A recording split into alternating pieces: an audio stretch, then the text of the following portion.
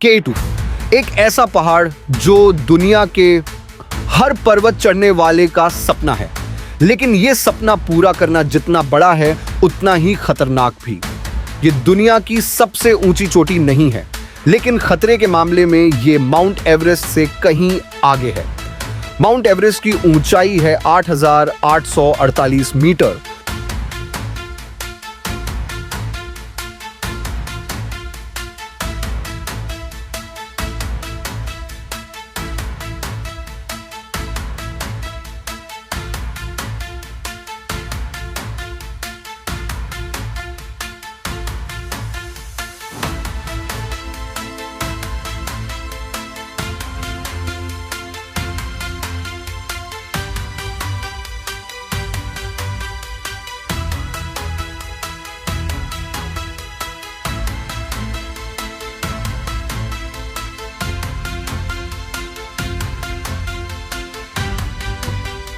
और K2 की ऊंचाई है 8,611 मीटर, यानी एवरेस्ट से सिर्फ 237 मीटर कम।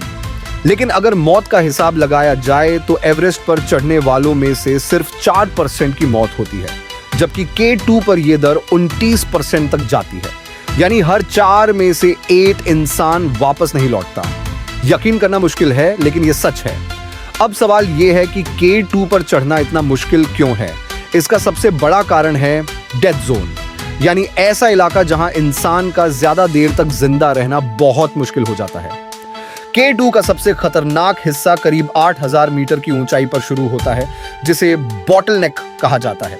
यहीं से डेथ जोन की शुरुआत होती है। यहां हवा में ऑक्सीजन बहुत कम होती है। हवा इतनी तेज चलती है कि खड़े रहना भी मुश्किल हो जाता है और तापमान इतना नीचे चला जाता है कि शरीर जमने लगता है।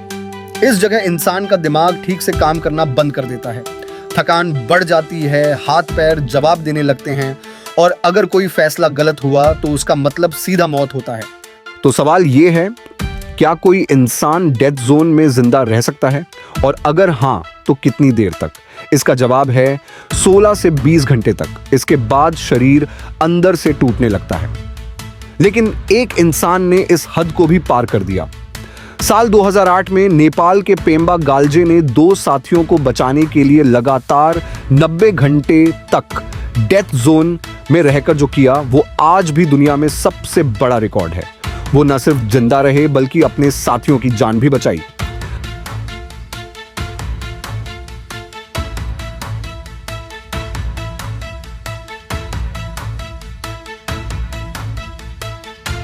अब बात एक ऐसे हीरो की जो पाकिस्तान का नाम हमेशा के लिए K2 की बर्फ पर लिख गया।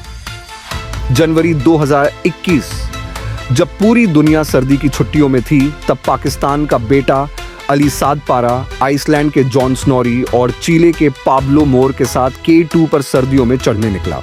लेकिन 5 फरवरी को उनका बेस कैंप से संपर्क टूट गया। 2 दिन तक तलाशी चलती रही, लेकिन उनका कोई पता नहीं चला। तब उनके बेटे साजिद सादपारा ने कहा, अब ये सिर्फ तलाश नहीं रही, अब ये मेरे अब्बू को वापस लाने की कोशिश है। अली सादपारा कभी वापस नहीं आए, लेकिन वो हर उस बर्फ की परत में जिंदा हैं जो K2 की ऊंचाई पर चमक रही है। उनकी हिम्मत, उनका नाम अब उस पहाड़ का हिस्सा बन चुका है। K2 सिर्फ एक पहाड़ नहीं है, ये इंसान के हौसले, जुनून और बलिदान की निशानी है। कुछ लोग इस पर चढ़ने नहीं बल्कि इतिहास बनने आते हैं।